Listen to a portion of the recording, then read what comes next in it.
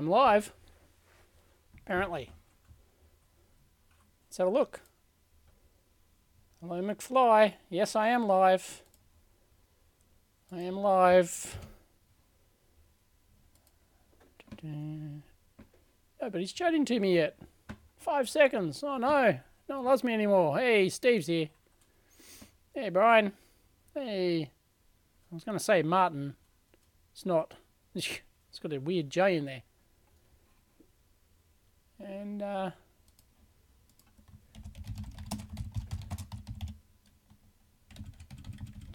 just tweet it.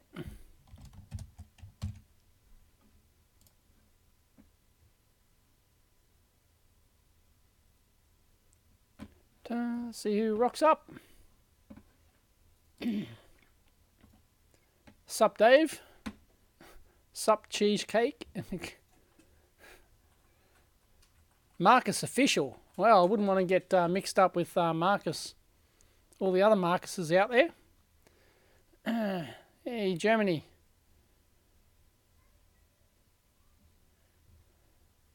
Yeah, I think Germany, yeah, it's time zone. What is it? It's almost 5 p.m. here in Sydney, so it's probably, yep, Euro time zone. 8:30 a.m. in Germany. Yesterday. Streaming from the future. Never had a chance to catch me live, Mike. Anyway, yeah, I just thought I'd, 54 people watching. 8 thumbs up already. Oh no, 53. Oh no, they're dropping off. I'm like, oh, 52. Dropping off like flies. Nobody's interested. They all turned up and 53. They're coming back. Just went to the dunny. What are all the thumbnails? The thumbnails are the clips. The video clips. Poland, Argentina. Yeah, all similar. Yep. 3:30 a.m. Jesus. Yeah, boring. Yeah, bugger off. Yeah, it is boring. It's video editing. Welcome to the spectacular, exciting lifestyle of a video blogger. It's wonderful, isn't it? All I do is editing. If I'm not shooting video, I'm editing video. If I'm not doing that, I'm watching other videos. Or doing crap business stuff. No, it's not edited already. See, there's the trick. There's the Hollywood magic. There's the Dave magic in shooting video. So that I shoot everything in sequence. It looks like it's been edited. Hasn't. I simply dropped all that into the timeline and it's virtually all in sequence. I think there's only 1 or 2 clips slightly out of sequence that I have to reorganize. But I literally just got my SD card. This was actually too many. Normally I'd upload it to the RAID remotely, but I didn't want to wait. So I bought the SD card with me because I've got like, I think it's 20 gig worth, even at 40 megabits per second upload. That still takes a while. 21 gig worth of video, of files, raw files, just for this one clip. Oh no, sorry, some of those aren't that. Some of those, I'll show you, considering that you're here, I'll show you a secret squirrel look at, let's have a look, let's get rid of that, secret squirrel look at what else I had on this SD card. Here you go. Yes, they are giant flippy dots. Giant flippy dots. I usually don't, usually I shoot videos one by one. Like, you know, I'll shoot one, edit, upload. I usually won't have ones in a can. But I was shooting this flippy dot one the other day. And, oh, top chat. It's live chat, all visible, all messages visible. Flippy, yeah, these ones aren't very sexy. They're pretty crusty. if you saw on Twitter, if you saw where that those shit soldering joint of the day photo came from, that's where it came from. That's where it came from. It's like, look at that. It's like dry as a dead dingo's donger. Look at that. That's just terrible. Actually, those ones are pretty good compared to look at the big ball there. It's shocking. Oh, I don't have any. Didn't have any audio, but oh, actually, that audio wouldn't have come through. I'm not piping my system audio through. You're designing a 16-bit ALU while you're watching the live stream. Okay, as you do, you know. Everyone's designing 16-bit ALUs all over the place. Because all the other ALUs on the market aren't good enough. You know, you got to roll your own. It's the XKCD standards cartoon, you know, about the standards. We've got 12 standards, 12 competing standards. We'll write another standard to, you know, be the standard, and now I've got 13 standards, you know. Okay, Jay, you are gone. I'm going to block you. Block. There you go. If you block this person, you won't be able to see their messages. That's what I want. They won't be able to see your messages either. Yep, that's good enough. Block. Message deleted. Jay is Gonski. Okay. And, yeah, what was I talking about? Yeah, giant flippy dots. I started on this flippy dot video, and I got to a point where it was late in the day, and I either had to power up this death trap, or the goal is to, like, drive the flippy dots with an Arduino, but the existing driver boards in this chassis are, like, so bad that, like... Anyway, they're really bad. They're really crusty quality. Anyway, so I got to that point, and like it's got like a, it does have a controller board, but I don't know the protocol unless I reverse engineer the serial protocol. Don't even know if it still works. It's easier just to bypass that and just drive it with an Arduino or something. But yeah, check out that. Check out that. They're terrible. Those solder joints. The thing I hate about green solder mask is that I've got focus peaking on my camera, and which puts a red outline around if I'm in focus, and you can't see that on the green PCB. You can change color, but green's a horrible color. The camera has like red, blue outline, and yellow, I think, and none of them, they're all pretty horrible. Green's just a real shit color to do focus peaking on. Anyway, little video blogging rant there. So yeah, so that's what else I've got on the card. But yeah, that's 22 gig worth of footage. But I've got 200, I believe I've got 226 clips from this pocket multimeter shootout. So 226 clips. If you want to know how many a typical video is probably 50, 60, 70 clips maybe, like for a decent length video.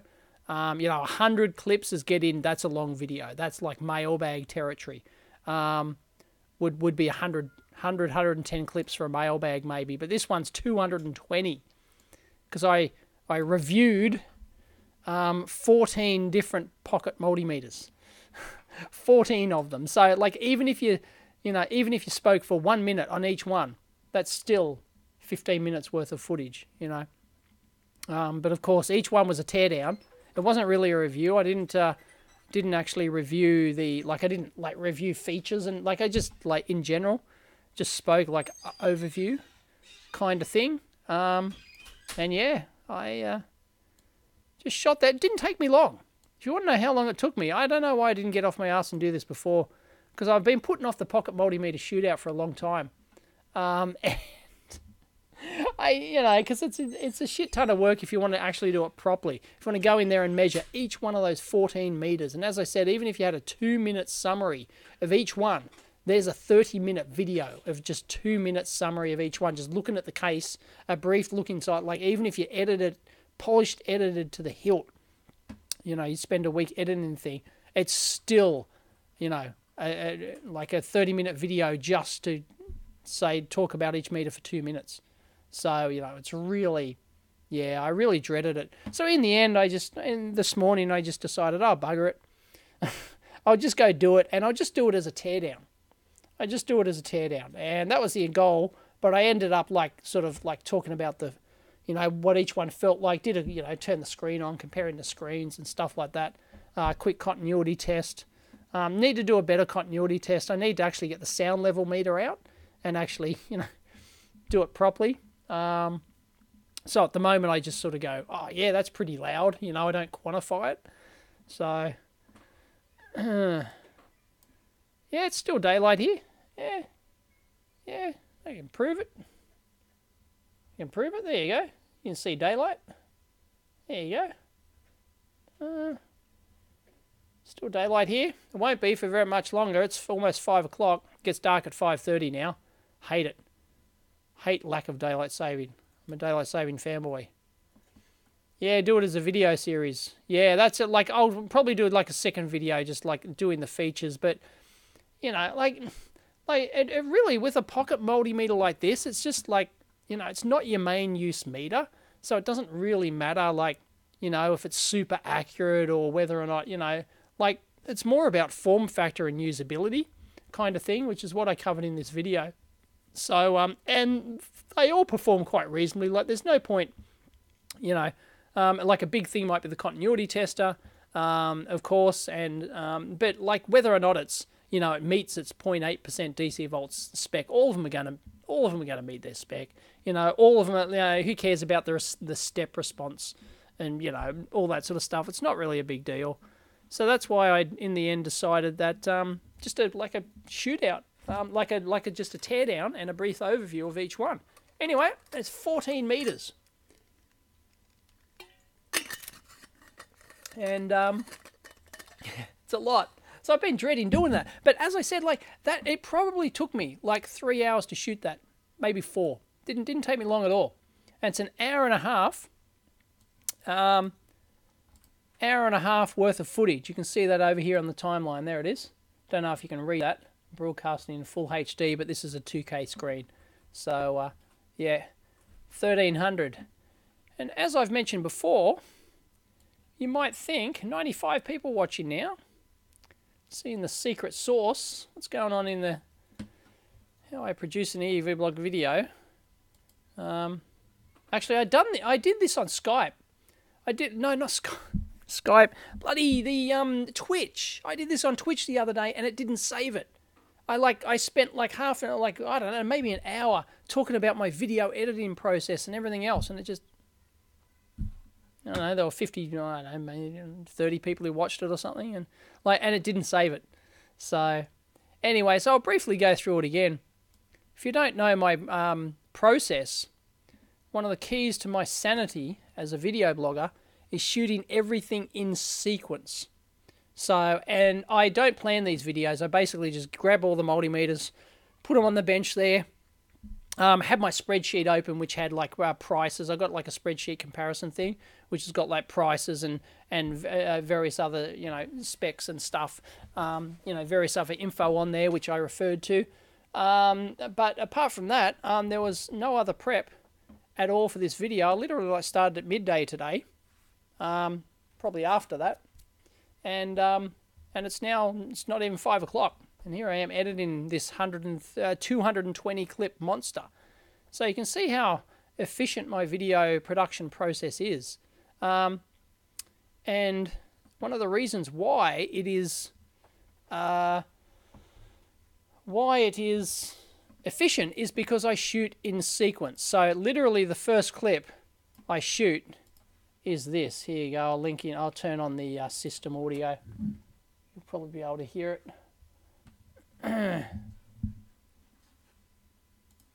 Hi, Check this one out. I've been meaning to do this for a long time, but I have, count them, 14 pocket multimeters. So there you go. I've been meaning to do a review, but I've been putting what like is a continuity shootout. latching? But I've been putting it off the, because it's just the sheer amount of what's work it called? Super in chat. reviewing, Super chat. comparing. Thank you very much.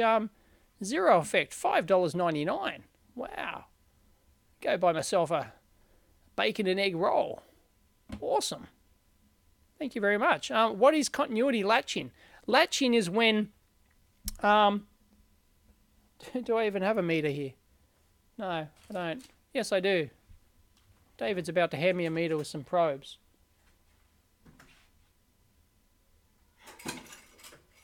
We do have probes somewhere. We're not in the lab here. I don't edit in the lab, by the way. I edit in, used to. Until I got out of the hole. And continuity latching is...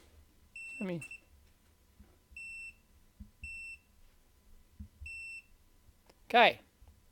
If you get the probes like that... Don't know... Oh, hang on. Stick the meter up here right on the mic. Look at this. Nah, it's alright. Should be able to... Yeah, I'm sure you can hear that. Okay. Hear how it's like there's no scratchy. If I like get the probes like that and just sort of like lightly touch them and scrape them, okay, you just hear like a solid beep. And that's what it does, but the actual circuitry inside the meter is measuring that as like lots of contact bounce. Like, you know, just like you close a switch or you close a relay contact, those contacts are really bouncing, you know, getting lots of high frequency noise and crap on there, okay?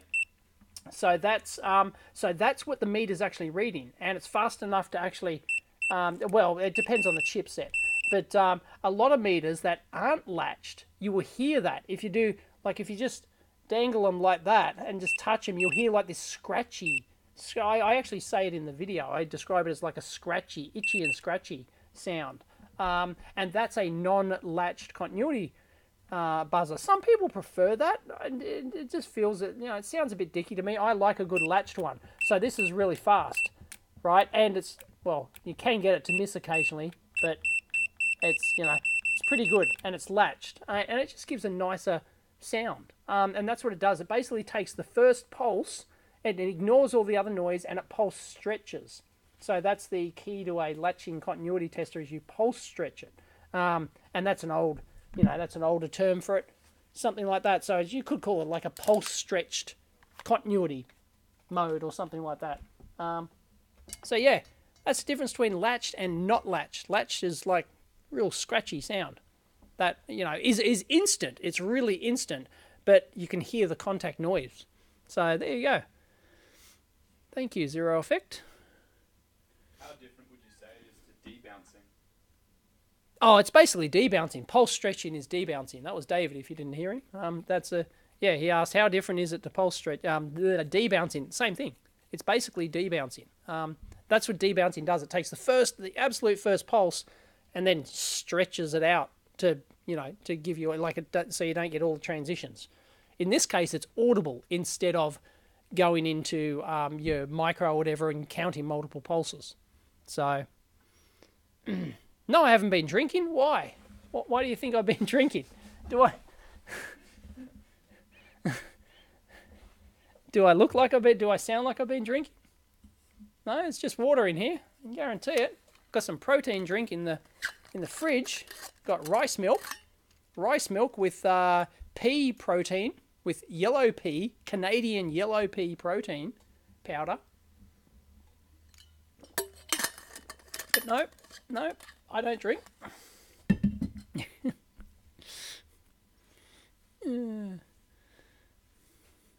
Oh, I got a love heart from Becky. Thank you very much, Becky. I assume Becky's a girl. Am I stressed? Oh, yeah.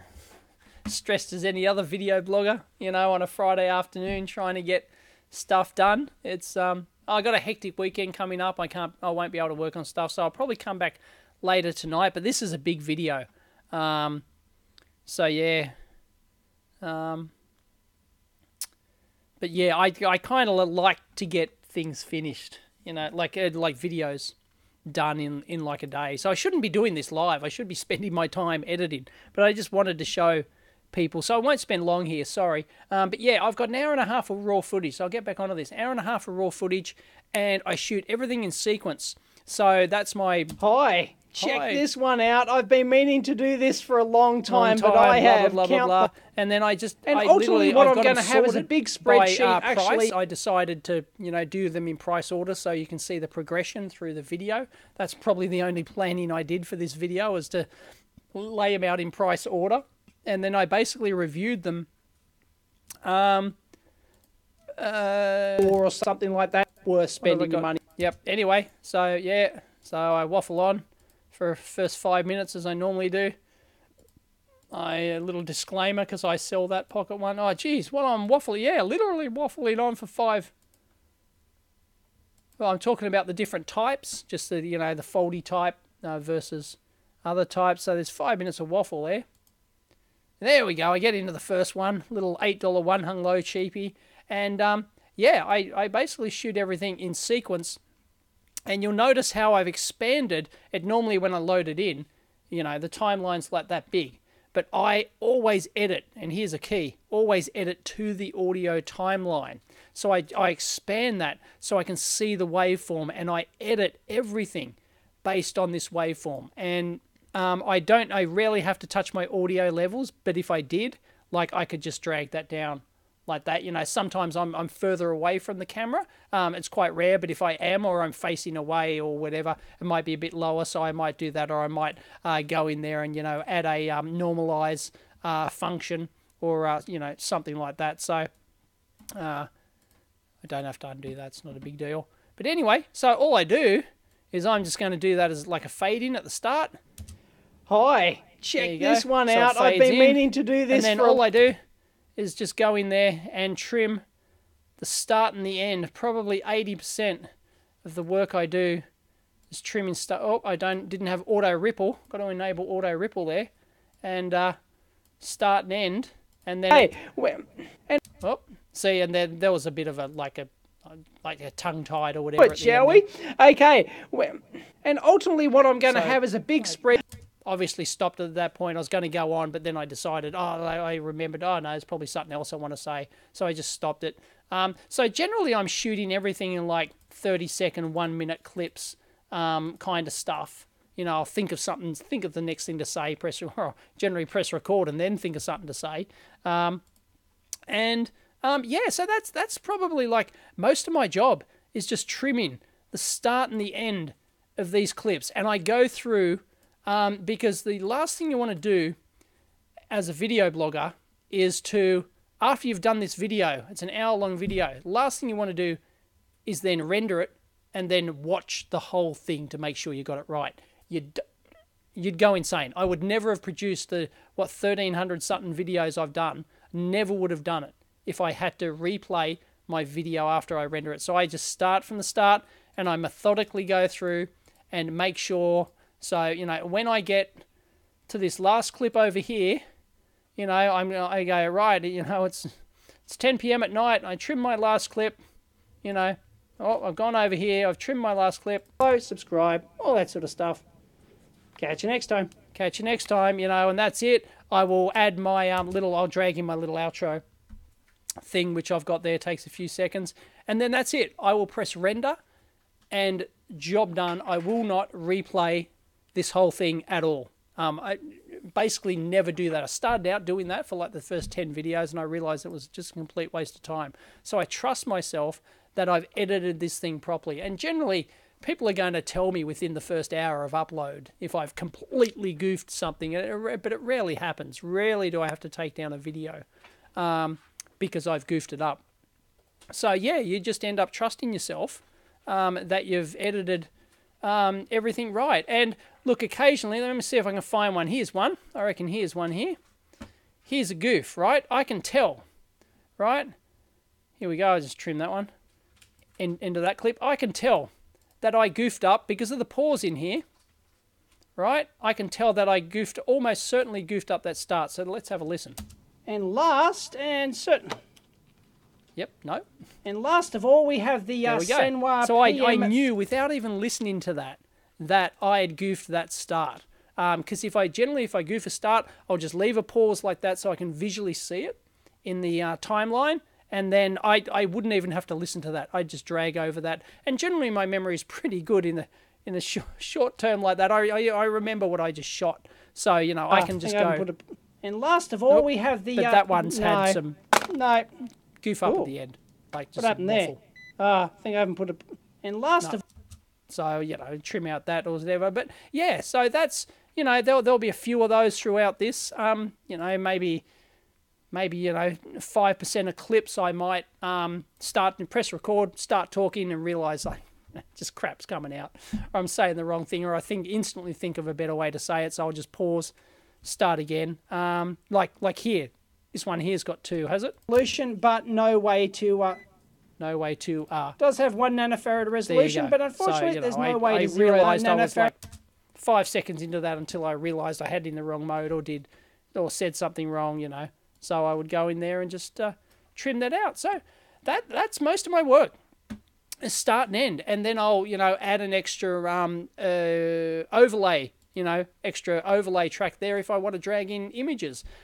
Probably the other half of my time, if I've got a teardown or something like that, and I'm including like lots of datasheet screen captures and things like that, then that can take up a lot of time. You've got to go to the PDF datasheet, you've got to screen capture it, save it as a PDF into the particular subdirectory, drag it in, and then I've got to change modes here from Ripple mode to regular mode, so that allows me to drag things over without upsetting the rest of the timeline.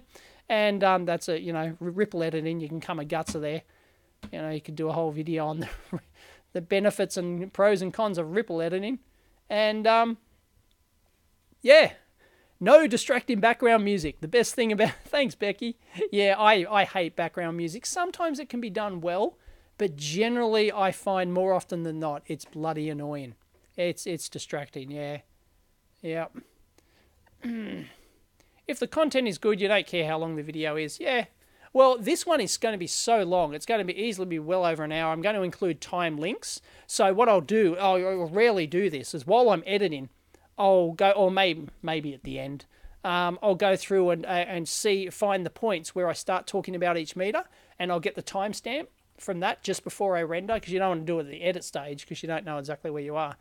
So I'll do that at the end, and I will include time stamps to each one of the meters. So if you're after a particular meter, you don't have to scroll through. You can just hit a link and it'll take you to the time period inside there. So yeah, and like I said, this is not a full review. If I wanted to do a full review of what I'd normally do to review a multimeter with the I'm doing step response and accuracy and of each range, and I do overload testing, and I do just proper continuity testing, setting up a thing. 14 meters. It's just insane. So anyway, yeah. See, here's another goofed up clip. I said something stupid there. The probes, well, they're just blunt as. Yep. No, I decided. The probes again. Don't feel. Yeah, I thought of another way to say it or something like that. Yeah, so that's it. I trimmed the start and end of the video, and so I can be done.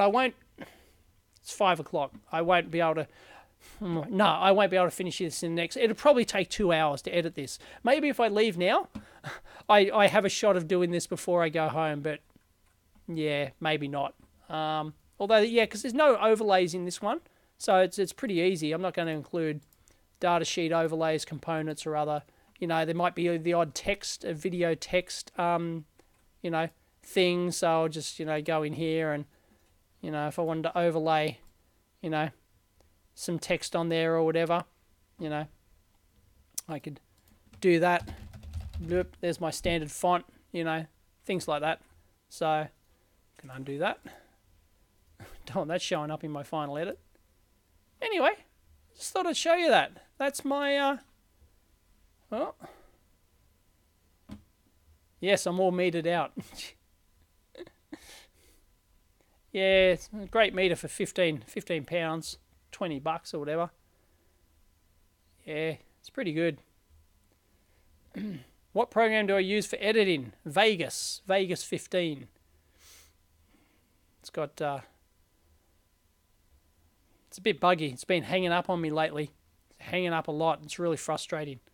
So, yep. Anyway, yeah, I better not turn this into a live session. I got a big family weekend coming up. Lots of family commitment stuff. So, might have to come back late tonight and finish it. Although, we got something else on tonight as well. So, yeah, I don't know. When this one will come out.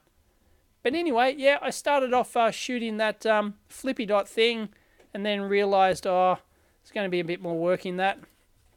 So, yep. So anyway, didn't shoot that one today. That was the other day. Then I decided, like at 11 a.m. this morning, I went, bugger it.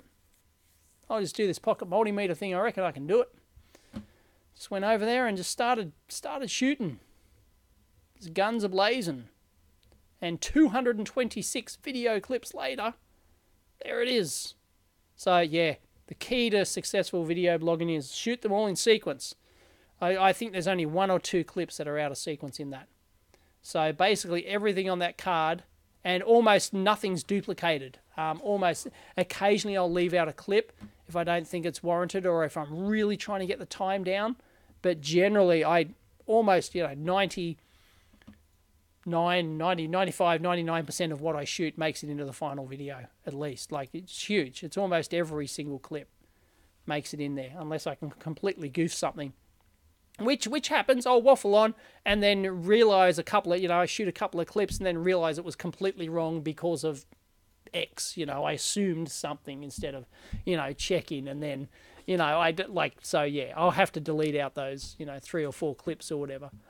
That happens more often than I would like, I guess, and you just, because sometimes you're in a hurry and you just don't check stuff, and you get to the edit. Worst thing is to get to editing stage here, I'm not in the lab anymore, so I can't go back. Well, I could go back and shoot it, but I've got to go back to the lab and shoot it, right?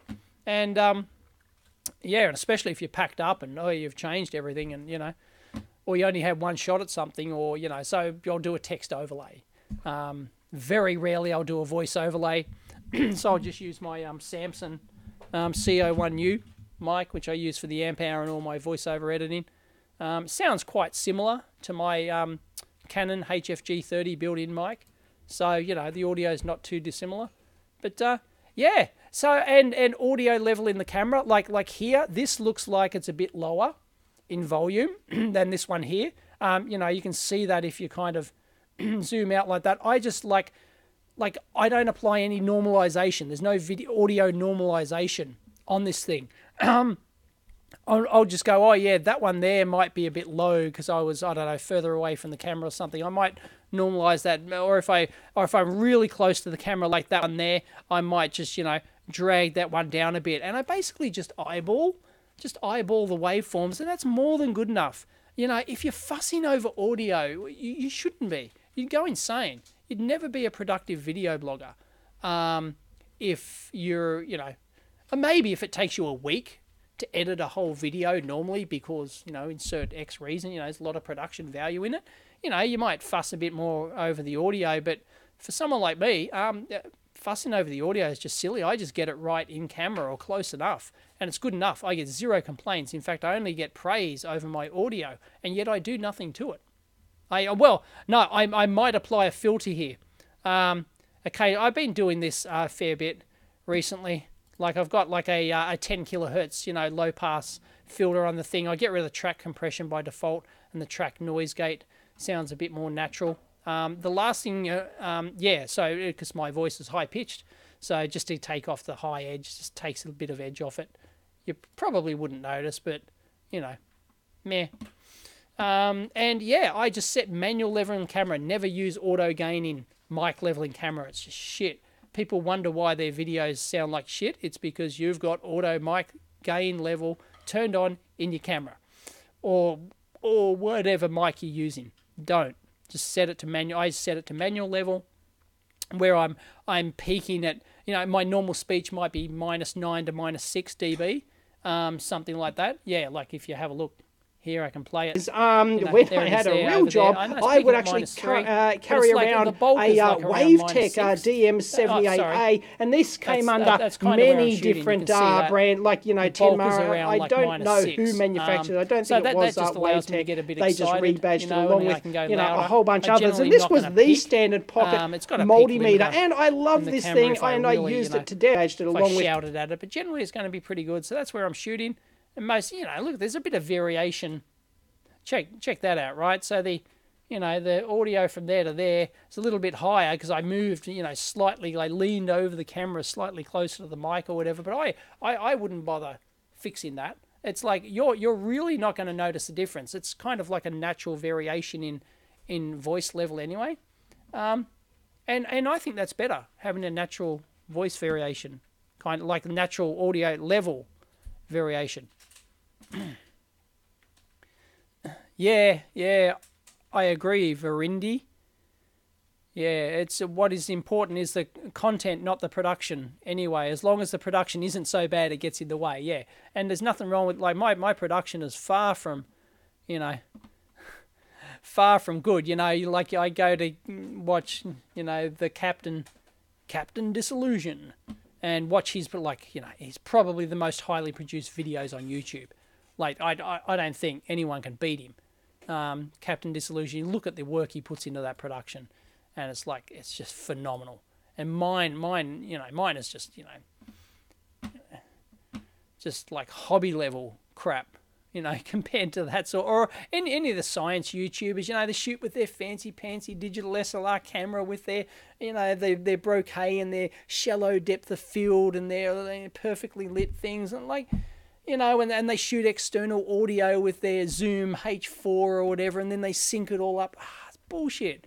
You know, you don't need that. Like, it can matter. Like it's not bad, but geez, you couldn't do that and release a video every day, unless you're like, I don't know, Linus Tech Tips or something. You got a whole staff of people editing your videos and things like that. Maybe, but yeah, it's just, you just don't need to do that. It's simple and no bullshit production. Yeah, thanks, MPGA Tech. I agree. Don't make it like Linus Tech Tips. Okay. Yeah, I just shoot. The last thing you want when you're doing a teardown is a shallow depth of field. The better your camera, the better your lens, the faster your lens. You could have a $2,000 lens on there, and it's going to be shit because you've got a shallow. Because you may set the shallow depth of field.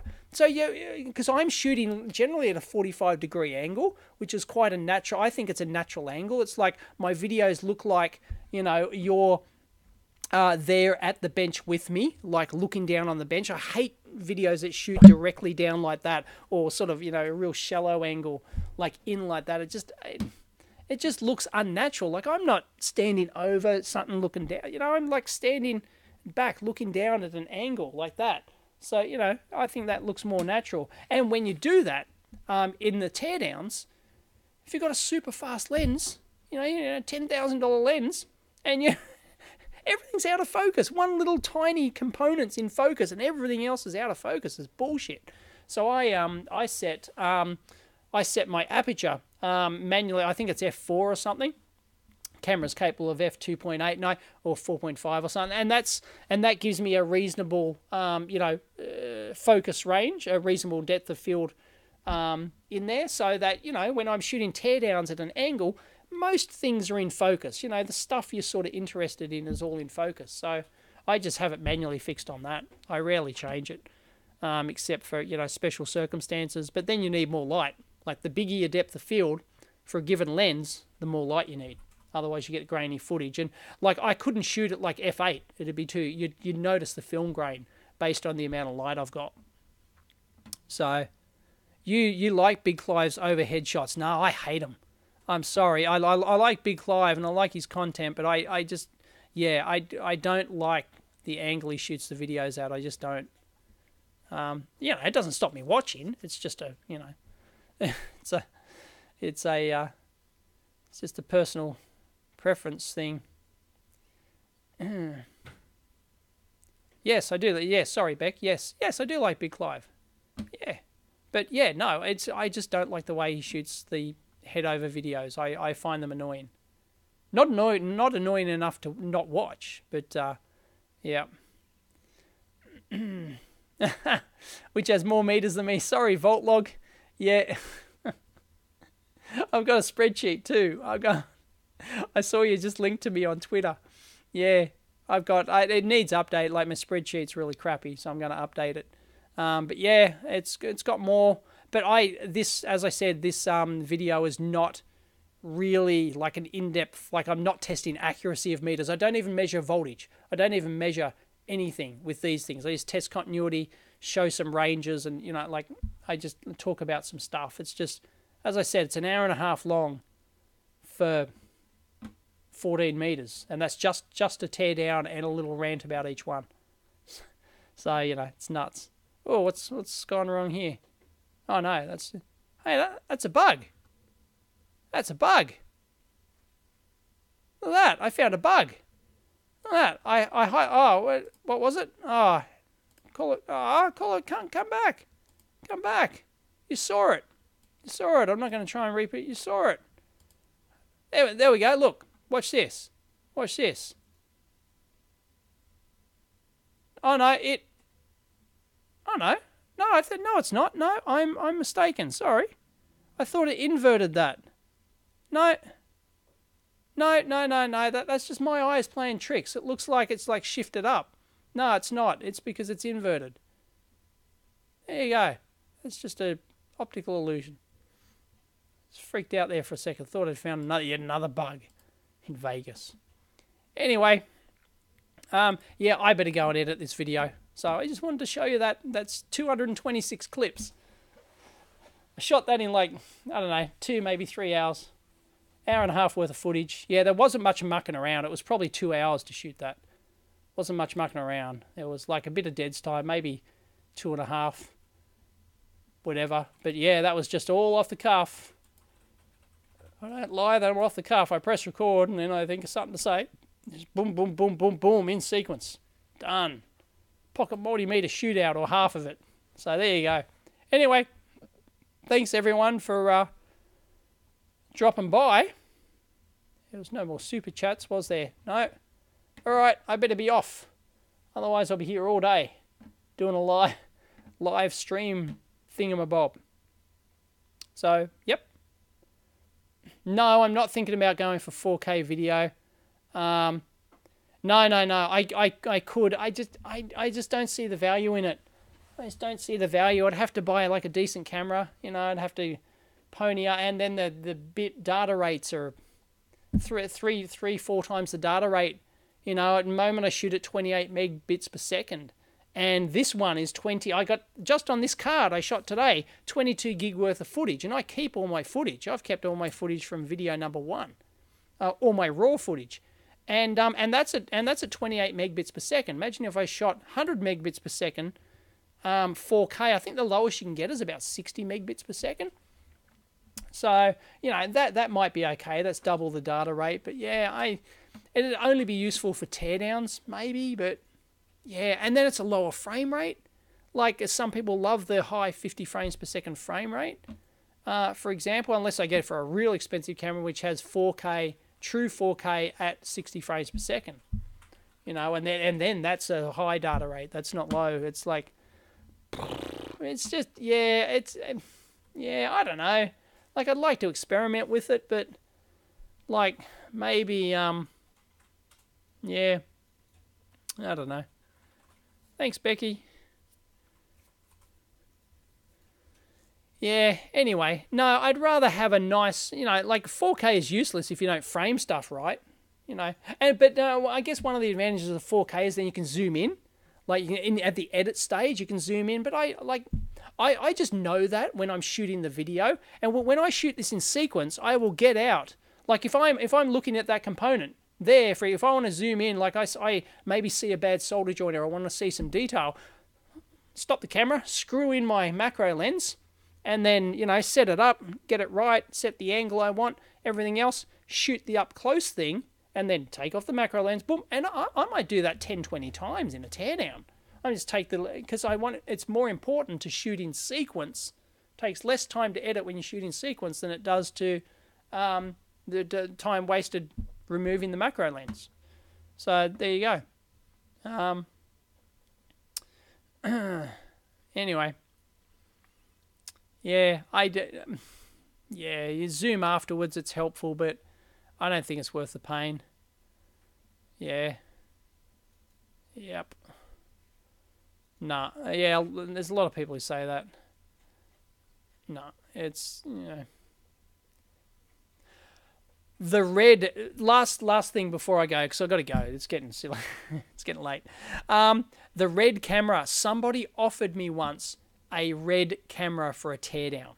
They had like 5 red cameras. They were a professional video production company or whatever. And I was very scared, because I go, shit, what if I break it, and kind of laughed at me. And it's like, it was like a $50,000 camera or something.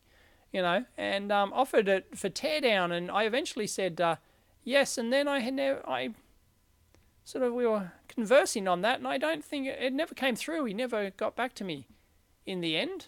So I'm not sure what happened there. Yeah, that would have been good. A red camera, teardown. Anyway, someone did offer me one, but that was a long time ago. That was like when red cameras were like a big deal, they were the duck's guts, Now it's like, man, it's just a red camera, right?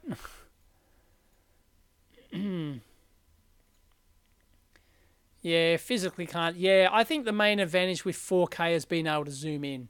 I like it in editing and stuff like that. That's probably the main advantage.